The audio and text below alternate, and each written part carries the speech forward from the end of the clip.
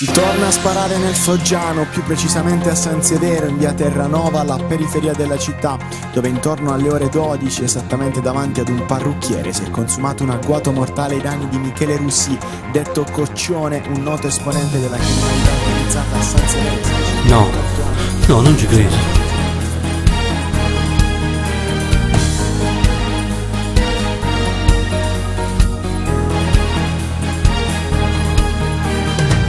Il 24 novembre sto tempo non passa. Il 24 novembre e sto tempo non passa. In una notte mi vedo film da vita mia. Nella notte mi vedo film da vita mia. Buono collana ma fuona che si cancella.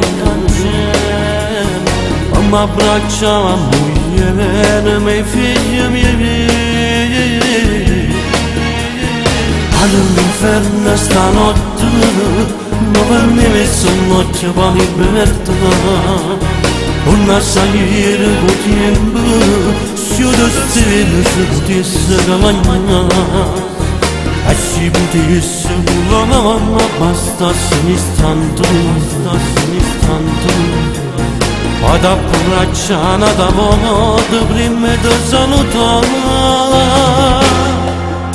Lo sapevo che la cosa stava scritta non t'avesse mai lasciato. Come se te fosse figlia che ogni pure sia moglie ma si parlava. Non è legge che la gamma tiene chiusa prigioniera ma cadente. Se volesse la mocette che mi dicesse che non ho le libertà. Dove veni a salutare morto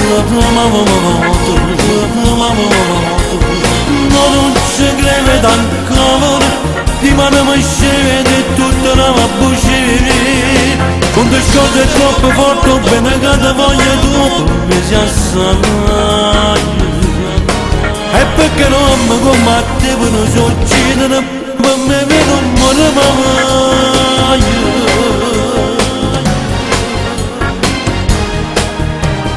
Maestra vita per me di importante. Bastava solo uno sguardo e parlava con me. Se dice che tempo ti fa ascoltando. Se dice che tempo ti fa ascoltando. Ma non può dire che sta legge vale pure per me. Come se fosse presente, come se tu stessi con me. Cagnetto cerca consiglio, pure se non ti posso vedere. E se mi dice trovo qualcosa viene manzù.